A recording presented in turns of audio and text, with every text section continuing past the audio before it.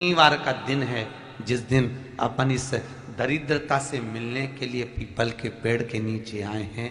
हिंदू धर्म में ये दिन पीपल के वृक्ष के लिए पूजनीय होगा। जो भी शनिवार के दिन पीपल के वृक्ष की पूजन करेगा, दूध चढ़ाएगा या मिष्ठान का भोग लगाएगा, लक्ष्मी और नारायण उसके घर में प्रवेश कर जाएगा। लक्ष्मी और नारायण उसके घर में प्रवेश करेगा, इसलिए नियम बनाया। कौन से दिन का? शनिवार। लक्ष्मी जी बोली, नारायण आपने तो एक दिन का वार लिख दिया।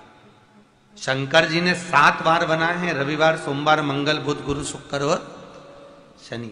ये शिव जी ने बनाया। अब एक दिन आपने अपना बना लिया, बाकी के दिन अगर कोई इस पीपल के वृक्ष के नीचे आएगा और यहां तो दरिद्रता बैठी है तो उसका क्या होगा?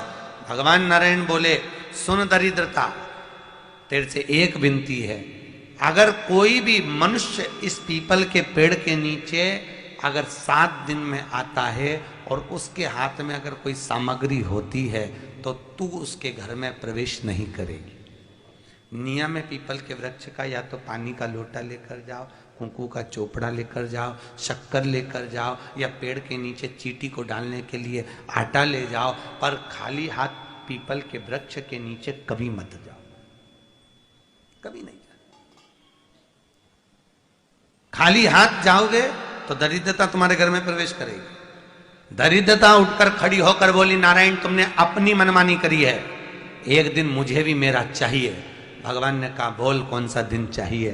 दरिद्रता कहती है, रविवार के दिन इस पीपल के वृक्ष के नीचे मैं दिन भर नृत्य करूं, इसमें रहूं, और जो यहां आए रविवार को मैं उसके घर में प्रवेश करूं। भगवान ने कहा, ठीक है। दरिद्रता, रविवार का दिन एक ऐसा दिन रहेगा जिस दिन तू इस पीपल के वृक्ष के नीचे नृत्य करेगी और जो आएगा इस पीपल के वृक्ष के नीचे तो उसके साथ प्रवेश करेगी। मैंने तुझे वर दिया।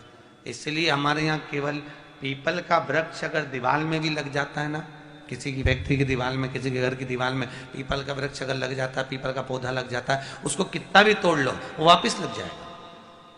फिर तोड़ोगे फिर लग जाएगा। अगर पीपल के पौधे को तोड़ना है तो केवल रविवार का दिन एक नींबू, एक मिर्ची और बमूल का कांटा, ये 3 चीजें रखने के बाद में आधे घंटे बाद रविवार के दिन पीपल के पेड़ को उखाड़ कर फेंक दो। दूसरी बार कभी पीपल दीवार में लगता ही नहीं है, कभी नहीं लग सकता। केवल एक रविवार का, केवल एक संडे, इतवार का।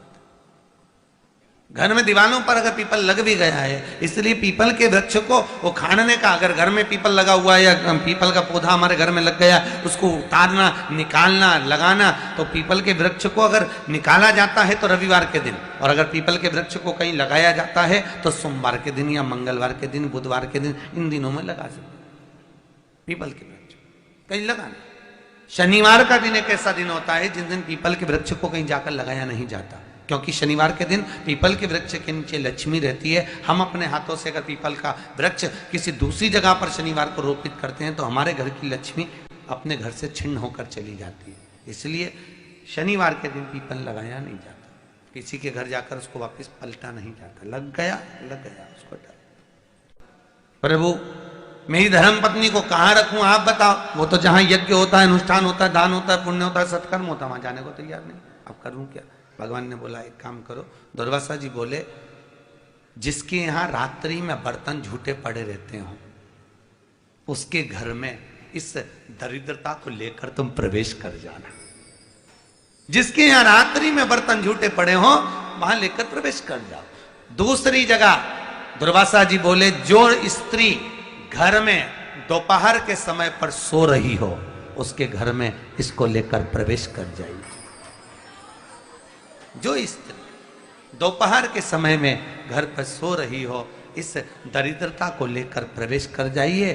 तीसरा, जिसके यहां पर दरवाजे पर कांटे वाले पौधे लगे हों उस घर में इस दरिद्रता को लेकर प्रवेश कर जाइए। दरिद्रता, कितनी सुंदर बात कही है। दाता और विधाता, कौन कौन? दाता और विधाता। लक्ष्मी और दरिद्रता के सगे भाई हैं। कौन कौन? दाता और विधाता। दाता को फिटकरी प्रिय है, विधाता को नमक प्रिय है। ये दोनों हमेशा लक्ष्मी को और दरिद्रता को दोनों को समझाते थे, दोनों में प्रेम बढ़ाते थे। आज भी हिंदू धर्म की रीति है, यहां तो ठीक है, जिसके यहां पर भी अगर थोड़ी सी भी परेशानी होती है, थोड़ा सा क्लेश होता है, अशांति होती है, लक्ष्मी नहीं टिक रही हो, काम नहीं बन रहे हो, बहुत प्रयास करा जा रहा हो और हमारा कार्य नहीं होता, तो क्या करते हैं? फिटकरी और नमक को पानी में डाल देते हैं और घर में पोछा लगा देते हैं। आप लोगों ने आजकल फेसबुक पे भी पढ़ा होगा, व्हाट्सएप पे भी पढ़ा होगा। तो क्यों लिखा उसमें? उसका कारण ही केवल ये है कि दाता और विधाता की प्रियता उसमें। माता ख्याति के जो 4 बच्चे हुए, इसमें जो 2 लड़के हैं, दाता और विधाता, उसकी प्रियता, उसकी पूर्णता। अब दुर्वासा जी बोले अपनी धर्म पत्नी को वहां लेकर, जहां कांटेदार पौधे लगे हों वहां पर लेकर प्रवेश कर जाइए। कांटेदार पौधों में उस दरिद्रता का निवास हो गया। पीपल के पेड़ के नीचे हम लक्ष्मी जी के साथ शनिवार के दिन आपसे मिलने के लिए आए हैं। शनिवार के दिन जो पीपल के वृक्ष के नीचे दिया लगाएगा, उसके घर में कभी संपदा की कमी नहीं होगी। सारे दिन पीपल के वृक्ष के नीचे हमारा निवास होगा। आज भी नियम है, जिसको शनि लग जाता है, एक काजल की डिब्बी ले लो और काजल की डिब्बी को 21 बार उतार कर उसको एकांत में जाकर, जंगल आदि में एकांत में किसी पेड़ के नीचे इतना सा खड्डा खोद कर उसमें काजल की डिब्बी को डाल दो और मिट्टी से पूर दो, उस व्यक्ति का शनि समाप्त हो जाता है। काशी विश्वनाथ का नाम लेकर काजल की डिब्बी को 21 बार उतार कर अगर काशी विश्वनाथ का नाम लेकर शनि वाले व्यक्ति को अगर पेड़ के नीचे दबा दे, शनि समाप्त। शनि उसको शनिवार के दिन जो पीपल के वृक्ष में सरसों के तेल का दीप लगाता है, उसको शनि कभी परेशान नहीं करता। एक बात हमेशा ध्यान रखिएगा, मान लो अगर कोई भारी रोग ऐसा शनि महाराज के कारण हो गया हो, अच्छे काम करते करते उल्टे हो रहे हैं, होते हैं किसी किसी के साथ में, विपरीत परिस्थितियां आ जाती है, अच्छा करने जाओ बुरा हो जाता है, अच्छा कर्म करने जाओ बुरा हो जाता है। तो पीपल के वृक्ष की जो छाल होती है, छाल देखिए, पीपल के वृक्ष में जो छाल लगी होती है, उस छाल को घिसकर चंदन बनाकर भगवान शंकर का स्नान कराकर, अभिषेक कराकर, पूजन कराकर, पूजन कराने के बाद हमें पिपलेश्वर महादेव का नाम लेकर, कौन से महादेव? पिपलेश्वर महादेव का नाम लेकर वो जो घिसी हुई छाल होती है, उस छाल का तिलक भगवान शंकर को लगा लो और उसी का थोड़ा सा भाग अपने कंठ पर, मस्तक पर लगाना प्रारंभ कर दो। धीरे धीरे जो विपरीत दशा है वो सुधरना प्रारंभ हो जाती है। पर नाम याद रखना, पिपलेश्वर, जम के बोलिए, पिपलेश्वर महादेव। एक देवता ऐसे हैं जिन्होंने दूसरे का हिस्सा खाने का प्रयास करा था और आज भी उस देवता से दुनिया डरती है। और उन्होंने दूसरे का हिस्सा खाने का प्रयास करा था तो शंकर भगवान ने उसको भी नहीं छोड़ा। कौन से देवता? वो बाल्टी में हर शनिवार को आते हैं आपके यहाँ। कौन से? शनि देव। उनने क्या करा था? भगवान सूर्य नारायण ने अपने सारे पुत्रों को देखा, सारे पुत्रों को,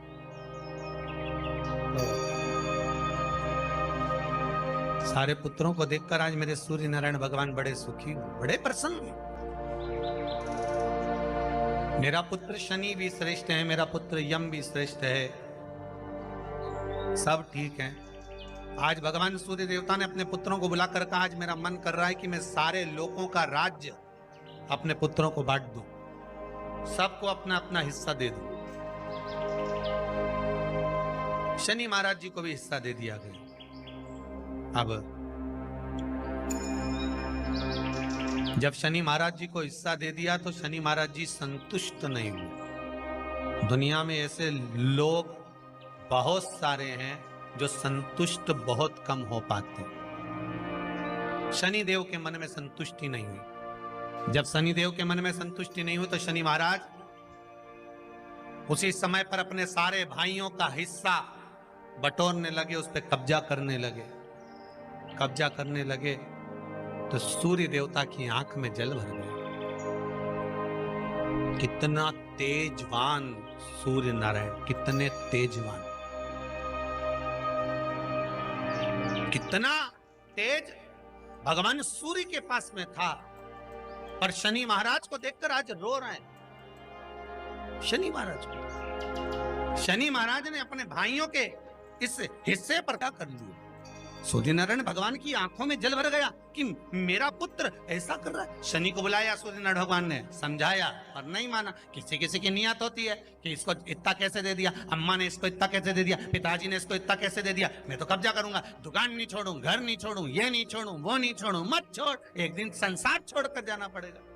तब कहीं जमीन जायदाद छाती पे बांध के ले जाएगा। नहीं माने तो सूर्य देवता ने अपने गणों को भेज दिया, जाओ जरा शनि महाराज को जरा हटाओ वहां से। शनि महाराज को गुस्सा आया और शनि महाराज ने उन सारे गणों को नष्ट कर दिया। सूर्य नारायण रो रहे हैं। भगवान शंकर की पंचायत में सूर्य देव भी हैं, मतलब शंकर भगवान के मित्रों की गणना में सूर्य आते हैं। भगवान विष्णु, सूर्य नारायण, शंकर भगवान, माँ दुर्गा, गणेश जी, ये पंचायत है ना शंकर की, शिव पंचायत। शिव परिवार में कार्तिकेय, गणेश जी, पार्वती जी, शंकर जी, नंदी, ये शिव परिवार। पंचायत में सूर्य देवता। सूर्य नारायण को रोता हुआ देखकर भगवान शंकर को बड़ा दुख हुआ। शिव जी ने पूछ लिया, क्या बात है, आप रो रहे हो? नारायण क्या हो गया? मेरा बेटा मानने को तैयार नहीं है। आप चिंता मत करो, अभी देखता हूं मैं जाकर। और भगवान शंकर ने जाकर तुरंत सूर्य नारायण भगवान के कहने पर शनि देव को जाकर समझाया। इतने में तो शनि देव आग बबूला हो गए। आग बबूला होकर शनि देव ने कहा, ए शिव, आप मुझे जानते नहीं हो? शंकर भगवान ने कहा, क्या जानना है ये बताओ, क्या जानना है ये बताओ। शनिदेव कहते हैं, आप मेरी दृष्टि को नहीं जानते। शंकर भगवान ने कहा, तू भी नहीं जानता कि तेरी दृष्टि खराब कैसे हुई। तेरी दृष्टि को श्राप किसका लगा है तुझे नहीं मालूम क्या? शंकर भगवान ने जब समझाना चालू करा कि देख शनिदेव, तुम तो कह रहे हो, तुम तो बोल रहे हो कि मेरी दृष्टि नहीं जानते। हम जानते हैं आपकी दृष्टि, मना नहीं है, जाना, पर आप नहीं जानते क्या? शिव जी जानते हैं। शिव जी ने कहा, मैं सब जानता हूं। आपका विवाह करा सूर्य देवता ने, आपकी पत्नी घर में आ गई, आप अपनी पत्नी को देखते तक नहीं थे, इसलिए आपकी धर्म पत्नी ने आपको श्राप दिया कि जिस पति ने मुझ पर दृष्टि नहीं डाली, मेरे वो पति की दृष्टि कुदृष्टि हो जाए, जिस पे डालेगा वो बर्बाद हो जाए। शनि महाराज ने कहा, आप मेरी पत्नी की याद मत दिलाओ। शंकर भगवान बोले, ए शनि, फिर समझा रहा हूं, हिस्सा छोड़ेगा कि नहीं छोड़ेगा? शनि बोले, नहीं छोड़ूंगा। शंकर भगवान ने उठाया, पीपल के पेड़ के नीचे ले गए और पीपल के पेड़ के नीचे शनि महाराज को उल्टा लटका दिया। 19 साल तक शनि महाराज को पीपल के पेड़ के नीचे शंकर जी ने लटका के रखा। अब बोल, 19 वर्ष तक शनि महाराज पीपल के वृक्ष में, पीपल की जड़ पर बंधे रहे, बोले ही नहीं, सीधे टंगे रहे। अब दूसरे का हिस्सा खाने वाले को जब शनि महाराज जैसे के लटका दिया भोलानाथ ने, तो तुम कहीं लगो रे लाइन में? मेरा विचार तो करो। 19 वर्ष तक शनि महाराज लटके रहे, तब 19 वर्ष नेत्र बंद कर कर शनि महाराज ने शंकर की आराधना करी कि दुनिया में कोई ऐसा नहीं जो मुझे उल्टा लटका दे, केवल एक ये ही है जिनने मुझे लटकाया है। तो 19 वर्ष तक तप करा तो शंकर जी प्रसन्न हो गए। धरनी को हटाकर पार्वती को लाए, साथ में आशीर्वाद दिया, शनि महाराज को खोला। वर मांगो, तुम्हें क्या चाहिए, मांगो तुम्हें क्या चाहिए। शनि महाराज ने कहा मांगूंगा कुछ नहीं, आप वर दे दीजिए। शंकर जी ने कहा मैं तुम्हें दंड अधिकारी बनाता हूं कि आप अच्छे और बुरे का दंड दोगे, आप अधिकारी बनकर बैठोगे, मेरा आशीर्वाद तुम्हारे साथ में। दंड अधिकारी भगवान शंकर का एक अवतार है पिपलाद अवतार। पिपलाद अवतार, जब दधीचि ऋषि की अस्थियां चली गई, उनकी धर्मपत्नी सुवाच ने देखा मेरे पति को मार दिया गया, मेरे पति की अस्थियां ले गए राक्षसों का संहार करने के लिए, उनकी अस्थियां लेकर चले गए, मेरा पति चले गया। सुवाच गर्व से थी, मरना चाहती थी, प्राण छोड़ना चाहती। शिव जी ने देखा ये तो अग्नि के ऊपर चढ़कर अपनी देह त्याग रही है। शंकर भगवान ने आकर कहा रुक जा सुवाच, रुको, तुम्हारे गर्भ में बच्चा है, तुम्हारे गर्भ में बच्चा है, वो बच्चा मर जाएगा, अब इस बच्चे को जन्म देकर भी क्या करूं। नहीं पिता, तुम्हारे गर्भ में जो बच्चा है वो महाज्ञानी है, तुमने मुझसे प्रसाद के रूप में मांगा था, कहा था शिव जैसा पुत्र होना चाहिए, तो क्या तुम शंकर को नष्ट कर दोगे। मैं शंकर को जन्म दूंगी।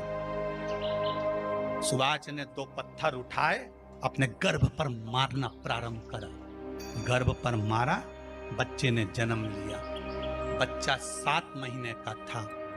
उस बच्चे को उठाकर पीपल के कोटर में रख दिया। पीपल की कोटर, एक गिलहरी पीपल के फल को लेकर आती थी, पिपलाद के मुंह में देती थी। शिव का एक, इसलिए शंकर का नाम ही पिपलेश्वर महा। शिव का एक अवतार पिपलाद के रूप में हुआ है। तुम क्यों चिंता करती हो, तुम चिंता मत करो, तुम्हारा पुत्र जन्म दो तुम। और दिया धन सुवाच ने, उसके बाद प्राणों को त्यागा। और उस पीपल के कोटर में अगर भरण पोषण करने वाला कोई था तो वह देवाधिदेव महादेव था। फिर निवेदन करेंगे, माता के गर्भ में बच्चा रहता है, उसका भरण पोषण करने वाला मेरा देवाधिदेव महादेव है। अगर जन्म उसने दिया है तो मृत्यु भी वो देगा। अगर तुमको कुछ ज्ञान दिया है तो अच्छी जगह पर भी वही पहुंचाएगा। आप जो अभिलाषा लेकर आते हैं, बच्चे कहते हैं हमारी नौकरी नहीं है, सर्विस नहीं है, हम इस कॉलेज में पढ़ना चाहते हैं, हम इस जगह जाना चाहते हैं, हम इस पद पर जाना चाहते हैं, बस इतना याद रखना, तुम्हारा भाग्य बुरा नहीं होता। कभी भी याद रखना, संसार में जिसको भगवान ने जन्म दिया उसकी किस्मत कभी बेकार नहीं हो सकती। अगर भगवान तुम्हारी किस्मत बेकार होती तो जानवर बनाकर पैदा करता, इंसान बनाकर नहीं। किस्मत अच्छी थी इसलिए इंसान बनकर पैदा, जानवर बनाकर पैदा नहीं करा। अगर तुम्हारी किस्मत अच्छी थी इसलिए मनुष्य बनकर पैदा हुए हो, इंसान बनकर पैदा हुए हो, मानव बनकर पैदा हुए हो। भगवान को दोष मत देना कि भगवान ने किस्मत बेकार दी है। भगवान ने किस्मत अच्छी बनाई है इसलिए तुझे मृत्यु लोक में जन्म दिया। भगवान ने भाग्य अच्छा बनाया इसलिए तुझे शिव महापुराण की कथा सुनने का मौका दिया, नहीं तो भाग्य में नहीं होती तो कहां से मिल जाती। किस्मत अच्छी है तो भगवान फिर नौकरी भी लगाएगा, धंधा भी करवाएगा, सर्विस भी कराएगा, विवाह भी करेगा, शादी भी करेगा, मकान भी बनाएगा, जायदाद भी देगा, संतान भी देगा। उसने दिया है पेट तो भरेगा वही। हम काय को अपने माथे पर ले, मैंने इतनी पढ़ाई कर ली, मैं इंजीनियर हो गया, मैं ये बन गया, मैंने तो ये कर लिया, उसके बाद भी मैं घर में बैठा हूं, मेरा छोरा घर में बैठा, इतना पढ़ने के बाद बैठा। जन्म उसने दिया है, भाग्य उसका है, किस्मत उसकी है, तो कहो उसको कि शंकर का भजन कर, मंथन करे, मक्खन निकलेगा और घी भी जरूर बनेगा। हारना मती, जब तेरे 3.5 करोड़ बार गिनती मत करना, गिनती वो करेगा। तू तो भज, तू कुबेरेश्वर का स्मरण कर, तू महाकाल का स्मरण कर, तू काशी विश्वनाथ का स्मरण कर, तू महाकाल राजा का स्मरण करके तो देख, शिव का भजन कर। 1 लोटा पानी ले जाकर रोज चढ़ा शंकर जी के मंदिर में जा। शिव से भजन करने में क्या देरी, नहीं जा सकता शिव मंदिर में जाने में। बच्चों को अगर शर्म आती हो तो बेलपत्री के पेड़ के नीचे पानी चढ़ाया, वो भी नहीं कर सकता तो पीपल के पेड़ के नीचे चढ़ाया, वो भी नहीं कर सकता तो आंवले के पेड़ के नीचे चढ़ाया। पर कहीं जुड़ तो सरी, एक बार साध तो सरी, पकड़ने का प्रयास तो करो परमात्मा। भगवान देवाधिदेव महादेव को जल चढ़ाते हैं, उसके 5 अलग अलग तरीके हैं। बहुत सावधानी से सुनना कथा, आपकी और हमारी जिंदगी की सार्थकता को सिद्ध करने वाली कथा। आज पंजाब की इस पवित्र भूमि पर अगर ये प्रसंग निकला है तो इसको आप अगर सुनेंगे तो आपका जीवन सार्थक होगा। शिव जी को 5 तरह से जल चढ़ाने का तरीका है। जैसे पंचामृत होता है, दूध, दही, शहद, घी, शक्कर, ये सब पंचामृत के अंतर्गत आते हैं, उसी तरह शंकर जी को 5 तरह से जल चढ़ाने का क्रम वर्णित किया गया। अब उसको समझेंगे, बहुत सावधानी से समझिएगा। पहला, जल लेकर आए, सीधे डायरेक्ट शंकर भगवान के शिवलिंग पर चढ़ा दिया। यह प्रथम जल का चढ़ाने का तरीका। दूसरा, जहां से पानी बहकर जाता है, जहां से जल बहकर जा रहा है, उसके ठीक विपरीत जल उत्तर में जा रहा है, आप दक्षिण में खड़े होंगे और दक्षिण में खड़े होकर उत्तर की ओर मुख करेंगे और शिव जी को जल समर्पित करेंगे। ये रोग मुक्ति करने वाला है और हमारे रोग पर हमें विजय प्रदान करने वाला है। ये जल चढ़ाने का तरीका। एक, सीधे मंदिर में गए, लोटा भरकर जल उठाया, शिव जी को चढ़ा दिया। दूसरा, जल जहां से पानी बहता है, शिव जी का चढ़ा हुआ जल जहां से बहकर जाता है, उसके ठीक विपरीत में शिव जी का जल इधर जा रहा है तो तुम यहां खड़े हो, तुम यहां बैठो, यहां मत बैठना, यहां मत बैठना, इधर बैठो। अगर रोग का निवारण है तो यहां बैठकर। तीसरा, अशोक सुंदरी से जल चढ़ाते चढ़ाते शिवलिंग तक लेकर जाना और शंकर भगवान के शिवलिंग पर पूर्ण जल समर्पित करना। यह तीसरा तरीका। यह कार्य की सिद्धता के लिए। हम जब किसी से आस न लगाकर परमात्मा से विनती करते हैं तो वो विनती करने का तरीका। तीसरा। चौथा, शिव जी पे चढ़ा हुआ जल 5 जगह पर समर्पित करना। गणेश जी, कार्तिकेय, अशोक सुंदरी, शिवलिंग और जलाधारी। ये चौथा क्रम है। जब जिस नारी का, जैसे मेरा नाम मोनिका है, मेरे पति का नाम संजय सिंह है, मैं दिल्ली स्वरूप नगर के निवासी हूं, मेरा फोन नंबर ये है। कहीं बैठी हैं? मैं बाबू को लाए हैं क्या? नहीं लाए? ठीक है, मैं प्रणाम करने के लिए लाई हूं। गुरुदेव, बाबा बाबा है, बैठी है बहन। शिव तत्व है। एक जल चढ़ाने का तरीका, शिव जी को हम जो जल चढ़ाते हैं उसका एक तरीका भी हमारी जिंदगी में अगर हमने उसको स्मरण में रख लिया तो हमारी कार्य की सिद्धता को सिद्ध कर देता है, हमें सफलता की ओर लेकर चले जाता है।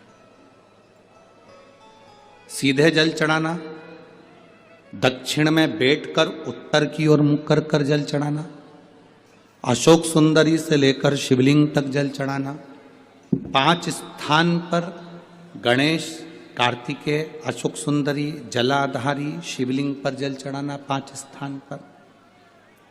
ये चौथे नंबर का। और 5वां जल समर्पित करना।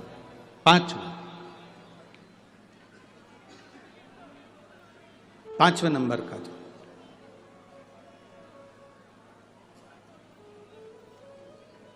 शिव जी को 5म नंबर का जो जल आता है, जो जलाधारी है, ऊपर जिसमें पानी भरा रहता है और नीचे एक एक बूंद टपकता रहता है। जलाधारी में जल समर्पित कर कर उसी जल को बचाकर अशोक सुंदरी वाली जगह पर थोड़ा सा चढ़ाकर उसी में से जल शिवलिंग पर जब हम समर्पित करते हैं तो हम जिस कार्य के लिए जा रहे हैं वो कार्य सब। लंबी बाती का प्रमाण अलग होता है। लंबी बाती क्यों लगाई जाती है? भगवान के मंदिर में दीप में, देवियों की पूजन में, लक्ष्मी की वृद्धि के लिए। कौन से देवता के यहाँ लंबी बत्ती लगती है और कौन से देवता के यहाँ गोल बत्ती लगती है, उसका भी प्रमाण वर्णन।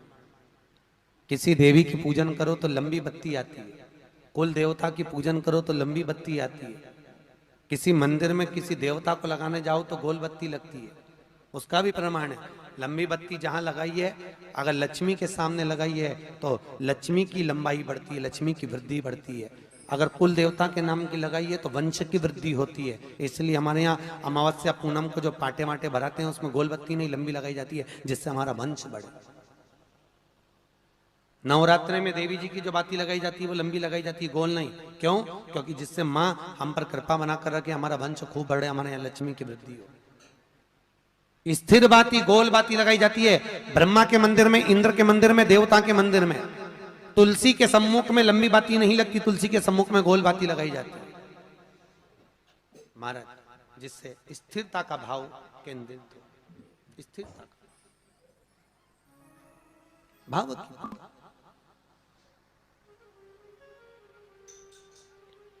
पीपल के वृक्ष के नीचे कभी लंबी बाती नहीं लगती, बड़ के पेड़ के नीचे कभी लंबी बाती नहीं लगती, आंवले के पेड़ के नीचे कभी गोल बाती नहीं लगती।